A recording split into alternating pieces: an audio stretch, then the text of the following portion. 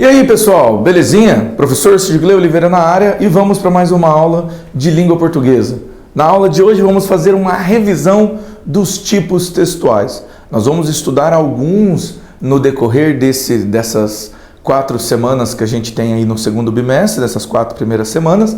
E então a gente vai revisar algum desses tipos, belezinha? Então vamos começar, Tipos textuais, por apresentarem enunciados estáveis, são entendidos como a forma como os textos apresentam-se. Neles se apoiam os diversos gêneros textuais.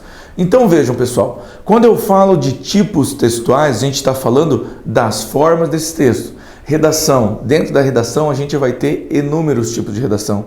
Vamos ter o texto opinativo, vamos ter a dissertação expositiva, dissertação argumentativa, a gente vai ter a crônica, a gente vai ter o resumo, a gente vai ter uma série de textos. Então, como cada um desses textos tem uma maneira diferente de ser trabalhada, nós chamamos eles de tipos. Temos uma tipologia para cada um deles. É a partir dessa tipologia que a gente vai fundamentar os nossos pensamentos, certo? Podem chamar de tipos textuais o conjuntos de enunciados organizados em uma estrutura bem definida e facilmente identificada por suas características predominantes.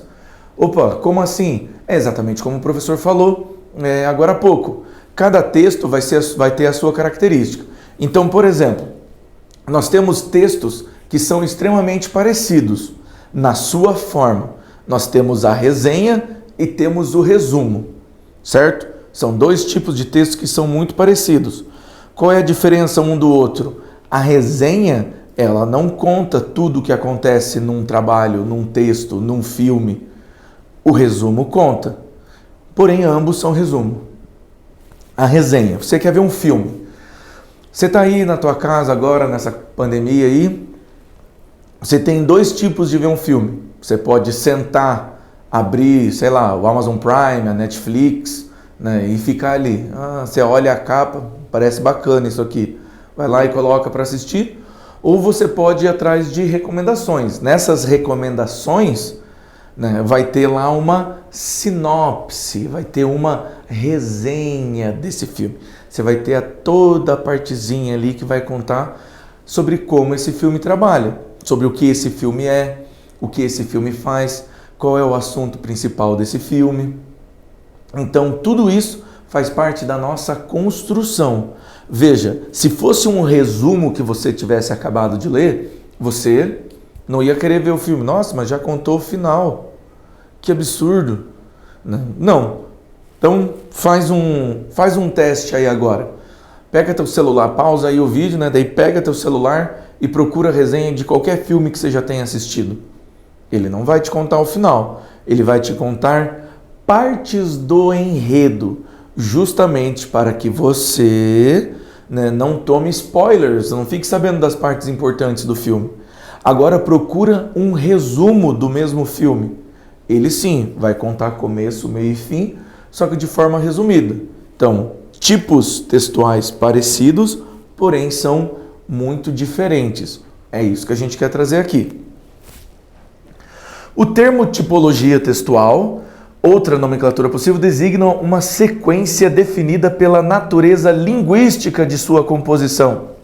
Ou seja, está relacionado com questões estruturais da língua, determinado por aspectos lexicais, sintáticos, relações lógicas e o tempo verbal.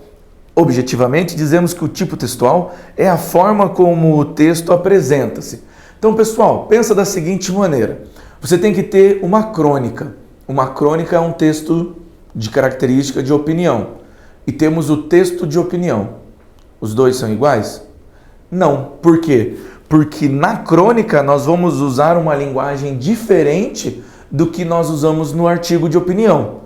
Na crônica, a crônica ela tem um caráter coloquial, ela tem um caráter mais informal. Você vai passar informações para as pessoas, você vai conversar com essas pessoas, você vai dizer o que você pensa para essas pessoas e você pode fazer piadinhas. Você pode colocar um regionalismo, no caso aqui, que nem eu que sou de Curitiba, você pode colocar um piá. você pode colocar um Vina, né? Você pode ter o C, você vai lá hoje, você pode escrever só C e E na crônica. Por quê? Porque ela relata o dia a dia, a conversa das pessoas e a opinião do autor. O artigo de opinião, a mesma coisa, só que o artigo de opinião ele vai exigir relações lógicas, sintáticos. O termo que você conversa, ele vai exigir que seja muito mais culto. Lá você vai ter que usar a norma culta da língua portuguesa. Tem que ser em terceira pessoa, tem que ser em primeira pessoa do plural. Você não pode colocar, eu acho que tal coisa é tal coisa. Tem que colocar, acreditamos que seria possível construir o texto de tal maneira. Então, a partir do momento que a gente tem essas ligações, os tipos de textos, as tipologias deles, mesmo pedindo a mesma coisa, a crônica pede opinião, artigo de opinião pede opinião. Ainda assim, são tipologias diferentes, porque o sistema lógico, as palavras, a maneira que você vai conversar é diferente na sua aplicação. Podem variar entre 5 e 9 tipos, contudo os mais estudados e exigidos, né, nas diferentes provas de vestibulares e concursos, né, a redação, a dissertação, a descrição, a injunção e a exposição. Então, a gente vai ver características deles. Mas quando vocês forem tentar fazer as provas aí da vida, agora no 9º ano, para quem for tentar ingressar nos institutos federais da vida, em escolas técnicas, né, que vão ter as provas de acesso, né, colégios militares, se você for tentar agora no 9º ano, eles provavelmente vão pedir uma redação para você. Uma dissertação argumentativa, que é uma das maneiras que a gente mais tem de ver como é o pensamento da pessoa, onde você vai dissertar, falar sobre um determinado assunto baseado em outros temas. Então vocês já passaram da fase do aqui tem uma fábula, aqui tem um conto. Infelizmente, as coisas ficam muito mais preto e branco agora. Então vamos lá, né? A narração. A narração, a sua principal característica é comprar uma história, real ou não. Veja, é uma narração. Se ela é real ou não, depende de o que ela vai te pedir. Geralmente situada em um tempo e espaço com personagens, tem um foco narrativo, um clímax, um desfecho, entre outros. Então todas essas partes que a gente tem aqui são partes que vocês já conhecem. Vocês já viram a estruturação disso quando vocês aprenderam contos. Qualquer história que tem um movimento, você depende disso daqui. Personagens, foco narrativo, clímax, desfecho. Por mais que a sua história seja real, a sua narração ela vai ter que ter personagens. Se a sua história é real, quem viveu aquela história? Qual que é o enredo? Um acontecimento. Vamos supor que você esteja fazendo uma narração sobre uma viagem da sua família, né, que deu um problema em algum momento da viagem. Né? Quem são os personagens? A sua família. Né? Você e a sua família. Né? Qual é o desfecho? Como esse problema foi resolvido? Qual é o clímax? Né? A hora que vocês acharam que não tinha solução. E se for uma história fictícia, é a mesma coisa. Lembre-se, para uma história se mover, você precisa de personagens que façam com que essa história se mova. A dissertação. Tipo de texto opinativo, a tua opinião vai estar ali, em que ideias são desenvolvidas por meio de estratégias argumentativas. Sua maior finalidade é conquistar a adesão do leitor aos argumentos apresentados.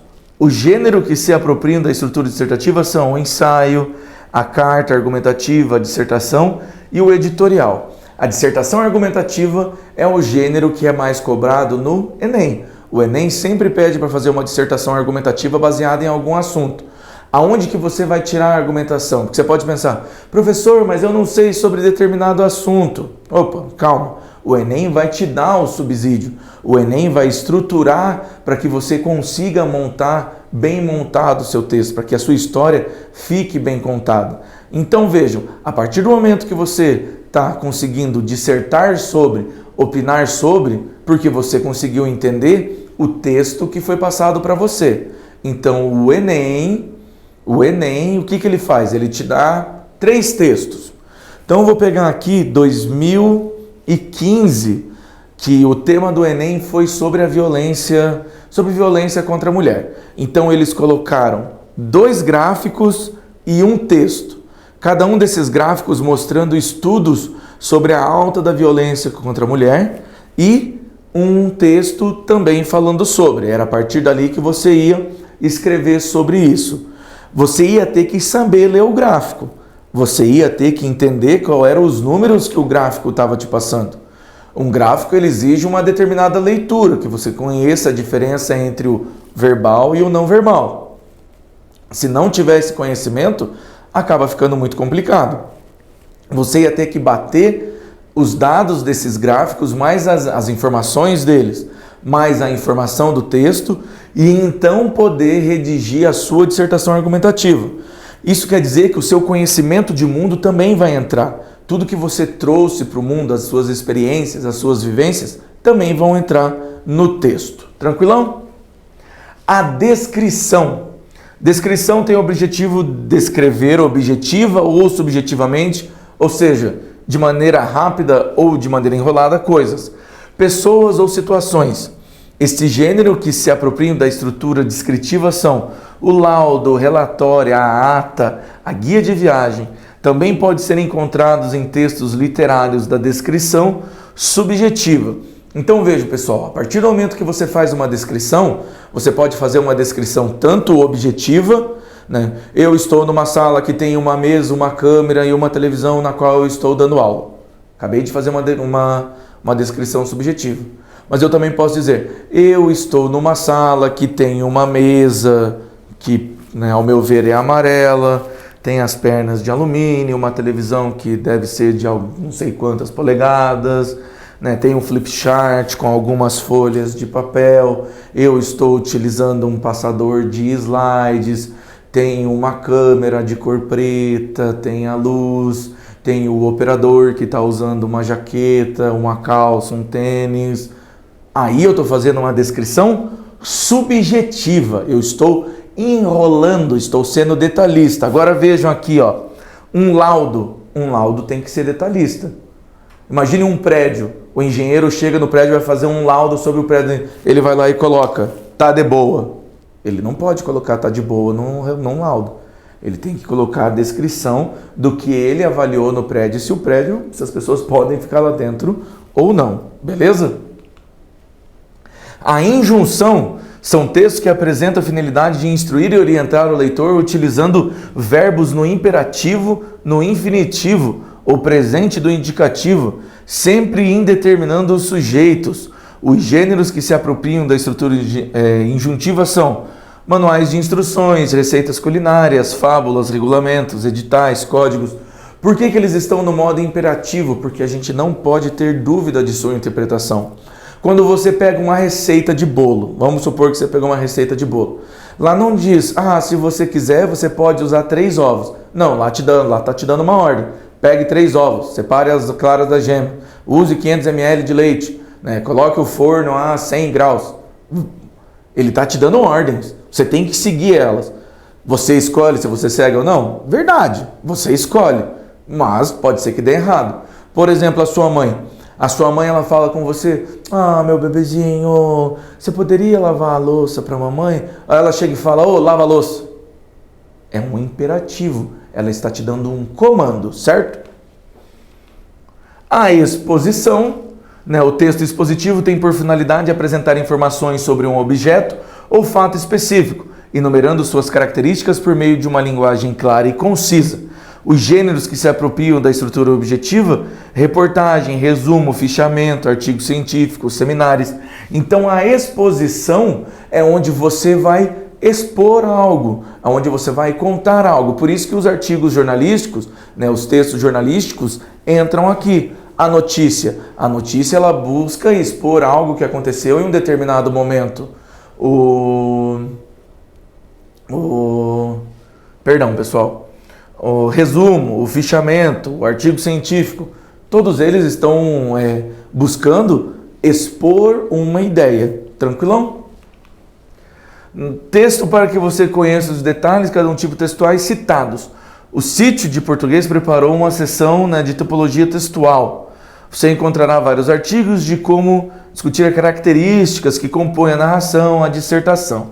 Então vamos lá, gente. Rapidão aqui algumas perguntinhas pra gente. Né? Universidade Estácio de Sá. Preencha os parênteses com os números correspondentes, em seguida assinale as alternativas que indicam a correspondência. Então temos narrar, expor, narrar, argumentar, expor, descrever e prever. Temos aí cada uma delas, pausa aí e tenta fazer. Agora o professor vai passar mais um que ficou faltando duas.